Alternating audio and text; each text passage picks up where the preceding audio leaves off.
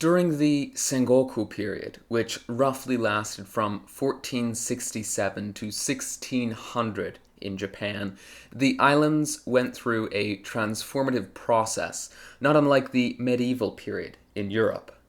The Japanese faced relentless feudal wars, political instability, and a culture that was now increasingly influenced by Western empires from overseas. We often called this period the Warring States period, and it served as the stage and primer for the conditions which would produce the unified Tokugawa Shogunate that would rule Japan for over 250 years until the Meiji Restoration and the establishment of the Japanese Empire. The Sengoku period began with the Onin War, a decade-long conflict from 1467 to 1477, created by a dispute over the succession of the Ashikaga shogunate, which ruled over a mostly unified Japan. This war was actually quite isolated, as it was fought primarily in Kyoto. However, this concentration of fighting left the capital in ruins, and it exposed to the feudal lords across the islands that the shogunate was no longer able to maintain order. The Ashikaga, who had been the rulers of Japan since the 14th century, lost their effective control, ushering in an era where those feudal warlords, known as the Daimyo, became autonomous powers waging battle against one another to expand and consolidate their own domains. These daimyo governed their domains like miniature states, commanding samurai armies, building their own castles and seats of power, and forging shifting alliances with one another and even foreign powers to expand their influence. Japan also saw an unusual, at least for their history, phenomenon called Gekkokujo, where lower-class warriors or even peasants could rise to power in spite of a lack of noble birth. Although it wasn't a great time for peacefarers, it was an incredible era for military innovation, notably with the introduction of firearms and cannons by the Portuguese in 1543, which revolutionized warfare, which we would later see in battles like that at Nagashino in 1575, where an important figure we'll talk more about later, Oda Nobunaga, used arquebusiers, essentially knights with guns, to decimate the cavalry of the Takeda clan. There were innovations in architecture, mostly in castle and fort building, the best example of which arguably being the castle Hichemi, which, along with many of its contemporaries like that of Osaka, was designed with both defense and Japanese aesthetic sophistication in mind. Culturally, actually, despite the warfare, it was a golden age for certain elements of Japanese society. We saw the widespread adoption of the tea ceremony, dramatic theater, and ink painting, along with the real ingrainment of this samurai cultural ethos that valued refinement and martial prowess and tradition and sophistication. Zen Buddhism influenced art and philosophy, but Japan also experienced new foreign religions arriving from the far west. Foreign relations in Japan had never really been a complex component of governance, as the islands were pretty much isolated from everyone except for the Chinese and the Koreans, and the occasional Mongol horde back in the 1270s and 80s. However, with the arrival of Europeans, particularly the aforementioned Portuguese in 1543, who introduced trade goods, firearms, and Christianity, Japan was opened up to a brave new world of international politics, religious wars, colonialism, and most importantly, the global trade networks which it was until then only a passive participant in. The Europeans brought access to silver and silk through the Portuguese and later Spanish intermediaries in the Philippines. Again, there was still Shinto, which was mostly tied to local identities, and Buddhism, in particular the Jodo Shinshu sect, which wielded significant influence through their powerful monasteries that, ironically enough, despite them being Buddhists, fielded their own armies and often challenged the authority of certain daimyo. But it was Christianity's arrival that complicated things. Christianity was first brought by Jesuit missionary Francis Xavier in 1549. Xavier landed in Kagoshima and was hosted by the Satsuma Daimyo, after which he began preaching almost immediately, finding initial success in the southern island of Kyushu. By the late 16th century, an estimated 100,000 to 300,000 Japanese had converted, and some scholars say as many as 400,000. Many of them drawn by the Jesuits' Western-style education systems, their providing of medical care, and, for the powerful and wealthy, their Portuguese and Spanish trade connections. Even daimyo, those feudal lords, like Otomo Soren of the Bungo clan, embraced Christianity, seeing it as a means to secure European trade and counter the power of those powerful Buddhist armies. Otomo Soren, who was baptized under the Latin name Francisco in 1578, converted partly for strategic reasons. However, there is evidence that, like many others after his conversion, he may have become a more devout Christian. He specifically ordered the destruction of Buddhist temples and Shinto shrines in his domain, which would become a common practice among Christian daimyo in their fiefs. Other daimyo, such as Arima Harunobu and Konishi Yukinaga, also adopted Christianity, creating various Christian strongholds in the south on this island of Kyushu, particularly the city of Nagasaki, which became a center of Japanese Christianity. Now, by the late 16th century, politically, things were changing in Japan. Oda Nobunaga initiated the unification of the island through a series of conquests, followed by the second great unifier of Japan, Toyotomi Hideyoshi, who consolidated power over the domain that Nobunaga had secured. And finally, Japan was formally unified under Tokugawa Ieyasu, who established the infamous Tokugawa Shogunate after his victory at the Battle of Sekigahara in 1600. And this started the Edo period in Japan, named after Edo, which would later become Tokyo. It was under Tokugawa that anti-Christian sentiment began to institutionalize.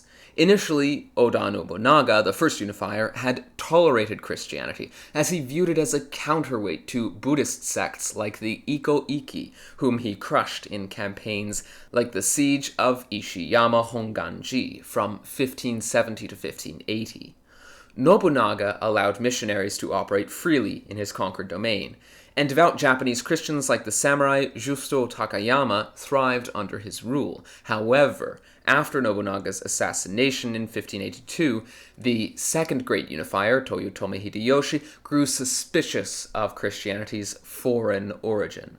In 1587, Hideyoshi ordered the Expulsion Edict, issued after his conquest of Kyushu, the southern island where Christianity was most concentrated. Hideyoshi ordered missionaries to leave, though he generally did not enforce this edict until the turning point, which came with the 1596 San Felipe incident, when a Spanish galleon shipwrecked on Shikoku, the large island just northeast of Kyushu. Because of the oddity of the incident, the pilot of the ship and several other crew members were taken to be interviewed and were told by their captain not to contact the Jesuits regarding the affair. Now, during the interview, interestingly, the pilot of the ship told Lord Mashita Nagamori that in the history of Spain, it was the missionaries who paved the way for Spanish conquest of foreign lands, as was seen in the Americas, a great westerly continent Spain's vast empire controlled and the source of their silver wealth. Needless to say, this concept that these missionaries were the first step towards Spanish domination alarmed Hideyoshi once he was informed about the conversation, sparking a deep fear of foreign colonization within him. And who could blame him, even though he himself thought the pilot had likely exaggerated in order to intimidate him into freeing the Spanish ship. In a show of force after the incident and other unrelated skirmishes between Franciscans and Jesuits in Japan, he ordered the crucifixion of the 26 martyrs in Nagasaki in 1597, a public execution of Jesuits, Franciscans, and Japanese Christian converts. Then, of course, the subsequent Tokugawa Shogunate formalized the hostility against Christianity. In 1614, Tokugawa Ieyasu banned Christianity outright. The persecution would, of course, continue with time, with Christians forced to apostatize by stepping on icons of Christ or the Virgin Mary, lest they face torture and execution. By the 1630s, Christianity was driven underground, with hundreds of martyrs in Japan and the Kakure Kirishitan practicing in secret. And soon, Japan's Sakoku policy legally altered their approach to foreign relations with the Europeans, severing Japan's ties altogether with Catholic powers like Spain and Portugal. Christianity, of course, did not disappear. In fact, its persecution often led to revolts, like the Shimabara Rebellion of 1637-38, which was led by Christian peasants, though these revolts typically only further justified the shogunate's crackdown, as they were seen as a revolt against the shogun's authority. Christianity would remain underground in Japan for 250 years, until 1837 during the Meiji Restoration, wherein the Japanese government, now actually led by the emperor, formally lifted the ban on Kirishitan, and discovered tens of thousands of now legally practicing Christians, and likely hundreds of thousands more who still remained quiet to the state about their faith. But what if all of that had changed? What if, in an alternate timeline, there was a crusade in Japan? Before beginning today's alternate history scenario, be sure to leave a comment and subscribe. We're currently trying to reach our goal of 50,000 subscribers by the end of the year, and every little bit helps the channel out. If you want to help support our content, you can watch through our extensive catalog of videos, or consider supporting your legion like our current channel members, Eaglefall, Derek Arno, Wolfgang von Siefertberg, Roanoke, Star Galaxy, Stratocrat, Daniel Andrulis, Alfonso Maurice, PJ the Homeless Mage, Chance Bowman, Justin Ambrew, Dark X, Scott Williams, Kennedy the V, Rex Ferris, History with Troy, C. Zachary Myers, Grim Reaper KL, and Matthew Jelly. Thank you, and enjoy the video. So the idea might seem silly, but there is actually a little hint of historical precedence for this scenario. We briefly mentioned a figure, a samurai by the name of Justo Takayama Ukon, born in 1552 in Takayama village. Takayama Ukon was the eldest son of the Daimyo Takayama Tomoteru, lord of Sawa Castle near Lake Biwa in central Japan. Takayama Ukon was baptized at age 12 in 1564 alongside his family under the influence of Jesuit missionaries and a Japanese convert named Lawrence Ryosai. It was there he would take the name Justo, which is Latin for just. Like many political converts, he initially wavered in his faith, embracing the samurai life. But a near-fatal duel at age 20 during his coming-of-age ceremony rekindled his devotion to the Christian faith. He rose to become Daimyo of Takatsuki, just southwest of Kyoto, from 1573 to 1585, and under his rule Takayama transformed the region into a Christian stronghold, converting over 70% of its 25,000 residents. Under Nobunaga's leadership, he was a revered samurai, but in 1574, Nobunaga actually demanded Takatsuki Castle, threatening to massacre Christians in the fief if Takayama did not comply. Now, it's often been said that this was a test of Takayama's loyalty, but whether or not it was a test, Justo surrendered the castle, risking his family's lives, and Nobunaga spared them, impressed by his courage and loyalty. In Takatsuki fief, Takayama built churches, supported Jesuit seminaries, and hosted Alessandro Valignano, an Italian Jesuit priest who spread the faith in the Portuguese colony in China, Macau. Takayama earned a reputation as a devout Christian samurai, practicing charity and implementing Christian welfare systems in schools in his fief, and his military expertise was equally notable. Even the later anti-Christian shogun Tokugawa Ieyasu praised his ability to lead 1,000 soldiers as effectively as 10,000.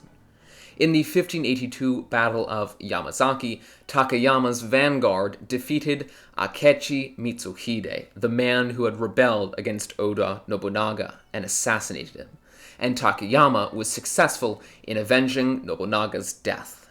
However, when Toyotomi Hideyoshi issued the 1587 expulsion edict, Justo refused to apostatize, which meant he had to forfeit his lands and his titles.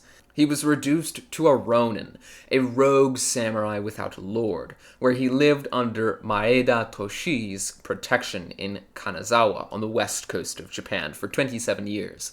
And despite enduring poverty, he still continued his apostolic work for the Christian faith.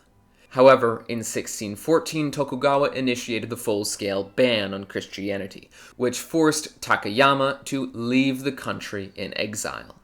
Leading 300 to 350 Christians, Justo Takayama embarked on a grueling journey through the Japanese Alps in the middle of winter, reaching Nagasaki, where he would depart on November 8, 1614, bound for Manila, the capital of the Spanish Philippines.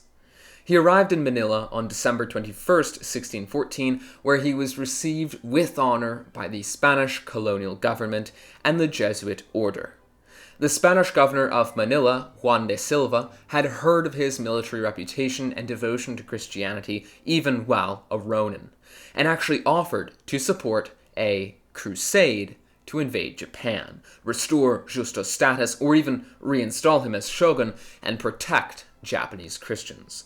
But Takayama politely turned down the offer. He believed it was his duty to uphold peace and martyrdom over power in Japan. His health was unfortunately weakened by the journey, and Justo died of a fever on February 3rd or 5th, 1615, only about 40 days after his arrival. The Spanish buried him with full military honors at San Ignacio Church in Intramuros, the only Japanese daimyo ever interned on Philippine soil. His relics, which were later unfortunately mixed with others after the 1945 Battle of Manila, when museums and churches came under attack by the Japanese, are now in Quezon City in the Philippines, and statues at Plaza Diallo and the University of Santo Tomas honor his life and legacy. On an interesting side note, Takayama has actually been in the process of canonization as a Catholic saint, and this process began all the way back in 1630, when Manila's archdiocese opened his cause. But because Japan was isolated politically, they couldn't get accurate records of his life in order to analyze the proposition. However, the cause was revived in 1963, and his beatification occurred on February 7, 2017 in Osaka, led by Cardinal Angelo Amato for Pope Francis, who declared him a martyr due to his death in exile from persecution.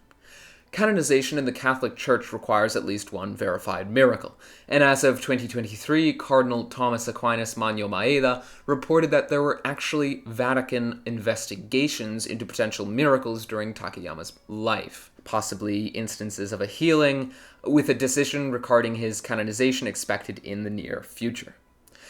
Now, of course, his exile and this interesting offer of a crusade put into context how weird Japanese and Spanish relations, especially because of Spain's control of the Philippines, were during the shogunate.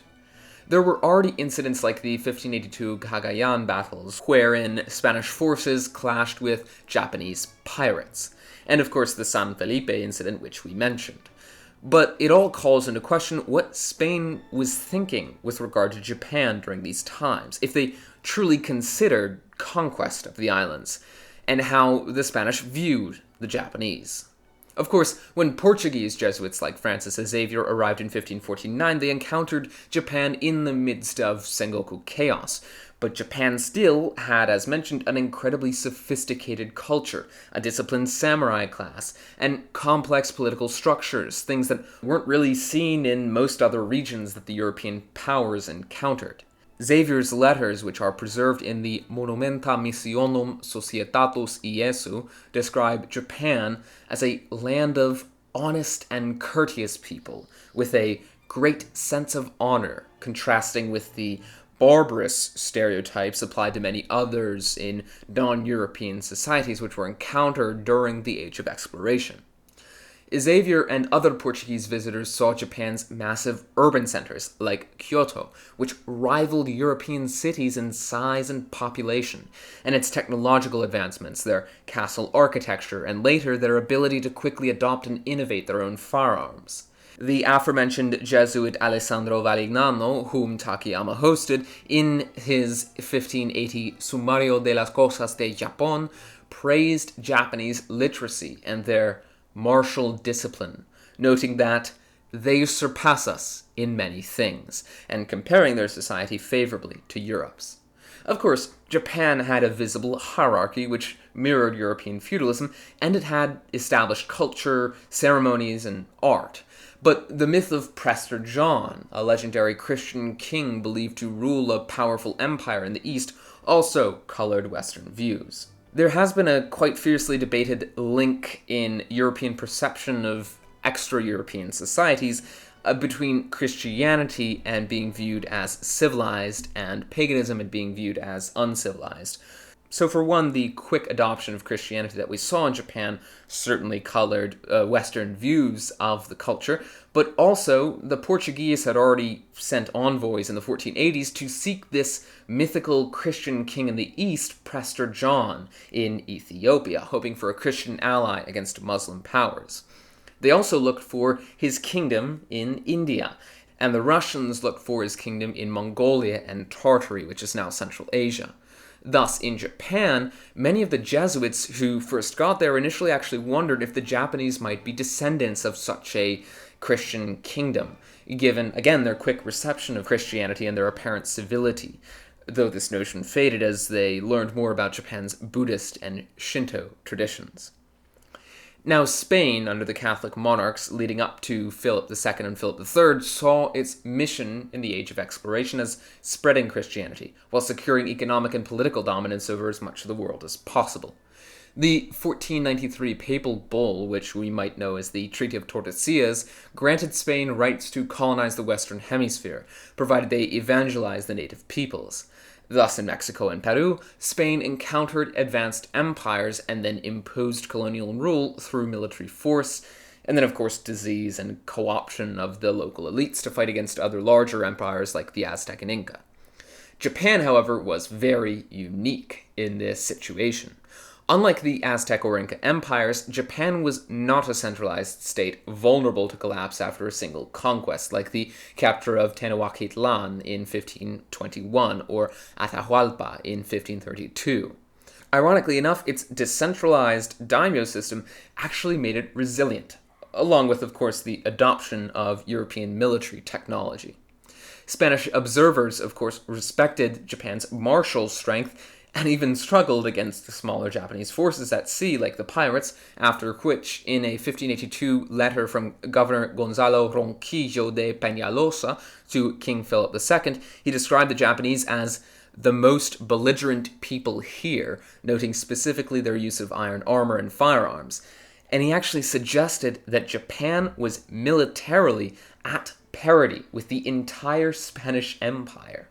So because of this, and Spain's view of Japan as a civilized empire, they led a cautious approach when they dealt with them and traded with the Japanese, rather than leading a conquest of the islands as they had done in the Spanish Philippines to the south. However, we do know that some Spanish officials harbored colonial ambitions against Japan, seeing their Christian minority, which comprised only about 2 to 3% of the population at the time, as a potential fifth column to take over. However, Spain had very limited resources in the Philippines, so such an invasion was simply impractical. The 1602 Relacion of the Jesuit Diego de Torres, cited in the book The Jesuits in the 30 Years' War by Thomas McCoog, revealed that Torres advised the Spanish government against military action with Japan, calling Japan a great power, which is certainly an interesting title to bestow on a non-European country, and citing also the risk of alienating other trade partners in Asia with such a conquest.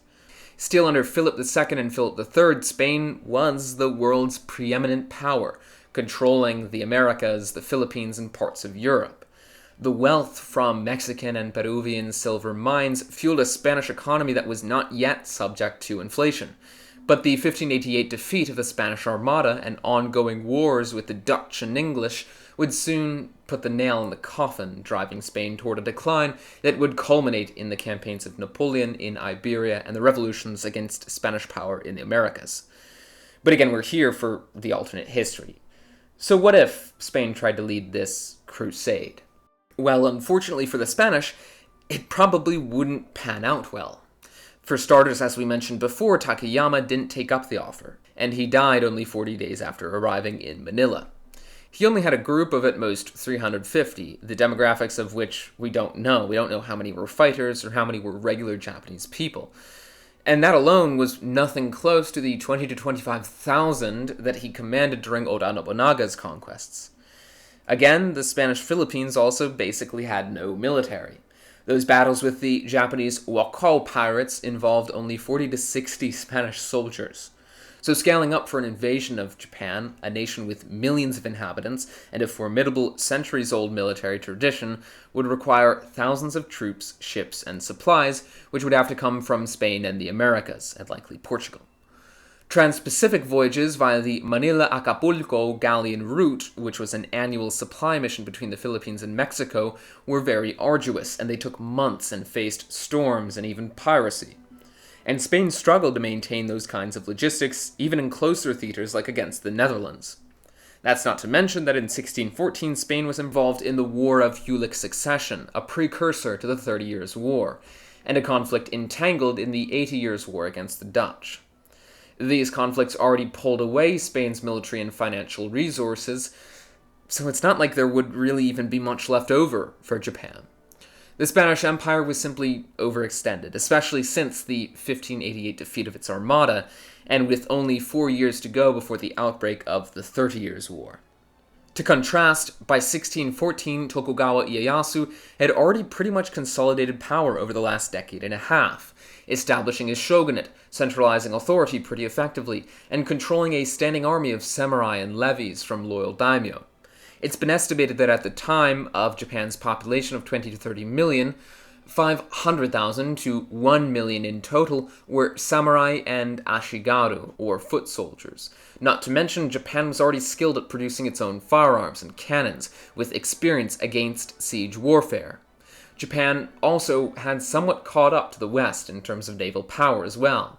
Japanese Red Seal ships incorporated European galleon designs and naval jack traditions, allowing Japan to even engage in trade and military ventures across Southeast Asia.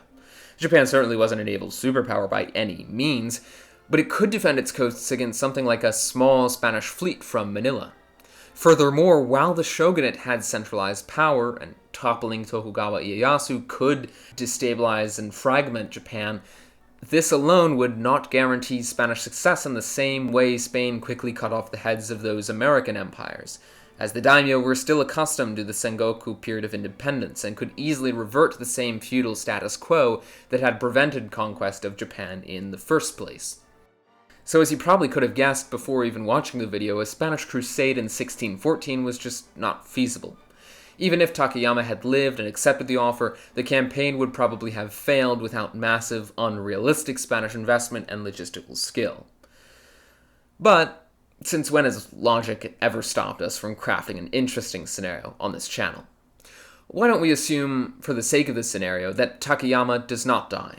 For whatever reason, he pushes his personal convictions aside and accepts and puts effort behind the offer by the Governor General of the Philippines, and that the Spanish managed to somehow, in a timely fashion, gather the resources, the men, the ships, the arms, and the allies to send Takayama and a massive Spanish force to lead a crusade in Japan. Spain would begin by assembling an army from the Philippines, New Spain, and possibly Europe, even though they're embroiled in a war there. It would be a huge force, including Spanish tercios, Filipino auxiliaries, Takayama's men, and Filipino, Chinese, or other mercenaries looking for plunder, with a fleet of galleons and smaller vessels, armed with cannons and carrying supplies for a prolonged campaign. It makes no sense, especially since Spain is fighting other wars, but whatever. Takayama could probably rally a few thousand Japanese Christian exiles and converts in Manila, forming his own vanguard along with his men. However, particularly his knowledge of the Japanese terrain, tactics, and politics would be the most invaluable contribution to this campaign, though his Ronin status would mean he wouldn't necessarily be able to garner a lot of support upon arrival in Japan. He could, perhaps quite unrealistically, recruit allies among Christians in Kyushu, remnants of the Otomo and Arima clans, or militant Christians from Nagasaki upon arrival. And the Spanish could also secure support from Portuguese merchants in Macau, who could provide ships and supplies. Even with all of this, it's dubious as to whether or not this invading force would even be enough, but nonetheless, the Crusade would of course target Kyushu.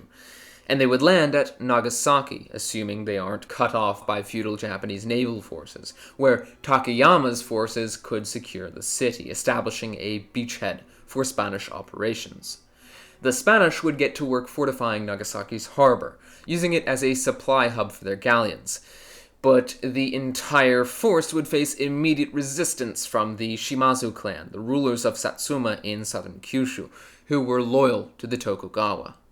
A battle with just the Shimazu would probably actually already devastate even such a large invading force, but again, for the sake of creating an actually interesting scenario, we'll assume a Spanish victory and just move forward.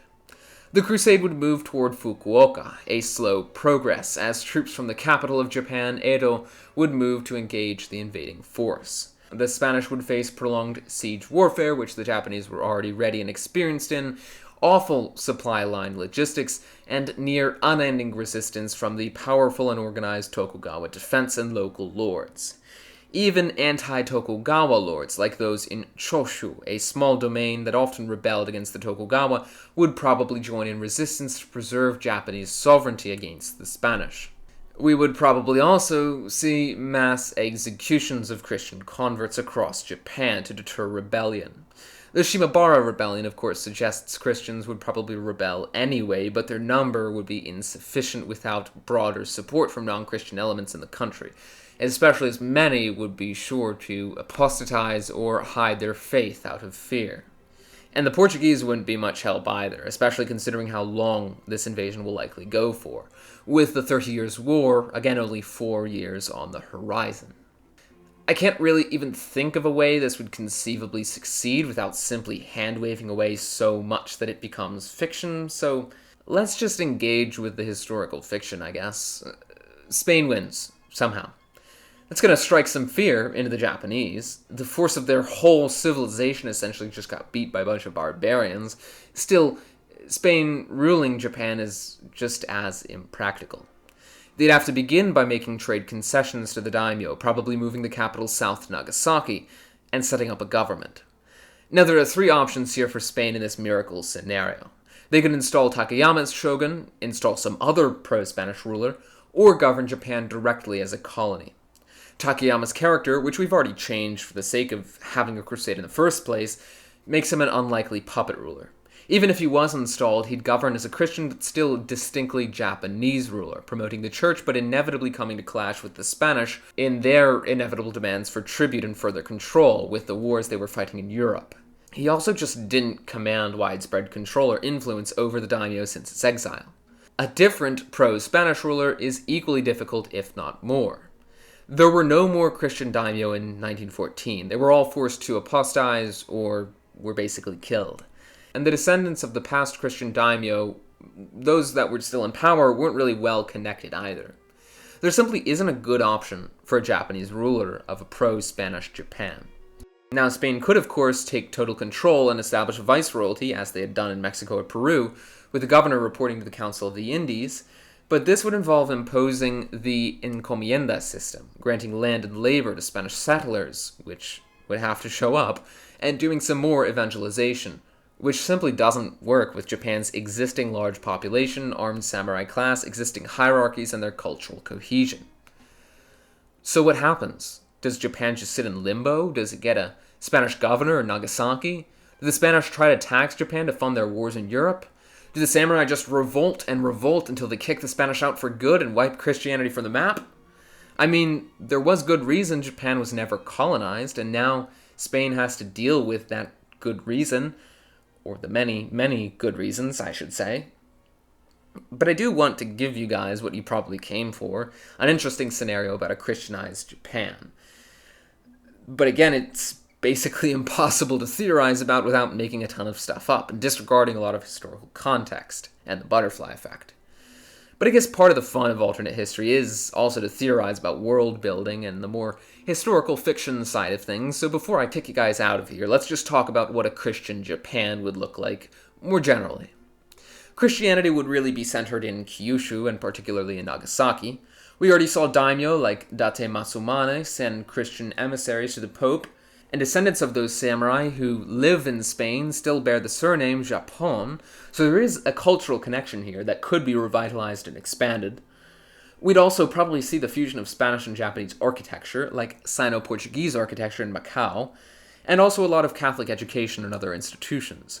However, the longer Christianity stays in Japan, and as the Spanish Empire declines and commits less resources to actively being in Japan, the more Japanese Kirishitan will diverge into a unique religion. The Japanese tendency to integrate foreign ideas with existing traditions, which they already did with syncretic Buddhism, which was already arguably a less foreign religion coming from Tibet and India than even Christianity, which came from the Middle East and Europe, so that precedent would certainly have an impact here. The Kakure Kirishitan, who survived 250 years of persecution in Japan, provide us with a bit of historical precedent. They themselves blended Catholic theology with Buddhist and Shinto practices, venerating Mary as Kanon Bodhisattva and Jesus as a Buddha-like figure to conceal their faith from the shogunate. So as time goes on, Christianity might have actually been absorbed into Japan's religious framework, aligning with Pure Land and Nichiren Buddhism, which share parallels with the Christian themes of salvation and devotion. Now, Shinto is already flexible in incorporating new deities, so we might see Christian saints revered as kami, or spirits, producing a religion unrecognizable to European Catholics, and probably eventually deemed heretical by Rome. And we know this because the rural Christian communities that emerged during the Meiji era did a similar thing in our own history, and they diverged significantly from mainstream Catholicism, requiring some to renounce their practices to rejoin the church after the Meiji Restoration. Of course, the degree of direct Spanish influence would have been a critical factor in shaping this hypothetical Japanese version of Kirishitan, or Christianity. A lighter Spanish presence, if, again, there's sort of a Japanese ruler that's loyal to Spain and the Spanish are focused on trade and missionary activity, would reduce how orthodoxly Catholic the Kirishitan are. And we could, in such a scenario, end up seeing warpings of Christian doctrine like how Islam was altered by the existing Zoroastrian beliefs and the 12 prophets in Persia. Politically, though, a more Christian Japan might have modernized earlier. And if it, in this alternate world, leads conquests of Korea, Manchuria, and those other territories that were later conquered by the Empire of Japan, Christianity could slowly spread with it. Now, interestingly, Korea, which is one of the more Christian countries in Asia to this day, did see some widespread adoption of mostly Protestant Christianity while they were under Japanese rule. The Protestants established schools, hospitals, and other institutions that allowed the Koreans to avoid going to Japanese institutions and schools that tried to erase the native Korean culture. And these Christian institutions allowed the Koreans to maintain their own language, identity, and whatnot, at the cost of likely seeing their children convert to Christianity. Middle-class Koreans preferred Western-style healthcare, and the Christian schools and hospitals were often even handed off to Koreans after a short period of time, making them even more desirable to the Korean populace. The March 1st movement in 1919, which was a Korean independence demonstration, involved many Christians and strengthened the association of Christianity with Korean nationalism. And some historians have thus argued that Christianity became a symbol of Korean resistance against Japanese imperialism. Of course, this all came in the 19th and 20th centuries, which is far down the line, so it's difficult to tell whether or not a Christian Japan would actually lead to the opposite sort of thing happening, with the Koreans rejecting Christianity as a force of Japanese imperialism, or perhaps rejecting specifically Catholicism in favor of Protestantism, which historically was the religion they adopted in large numbers. We also have to wonder what happens to the Protestants there, the English and the Dutch, and if Japan will close itself off to trade with Protestants but not Catholics during what was historically the era of isolation in this alternate timeline. and if America will even need to open up Japan, and if it does, if their Protestantism will clash with Japanese Kirishitan. It's all very odd to think about, but this whole alternate history scenario does kind of provide us with some incredible historical context regarding religion in Japan and the simply unbelievable existence of such a sophisticated empire on the opposite side of the world from the rest of that era's power.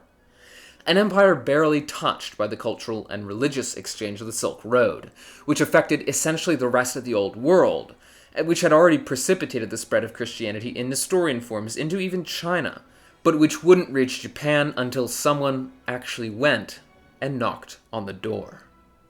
Anyway, that's where I'll be leaving this scenario for today.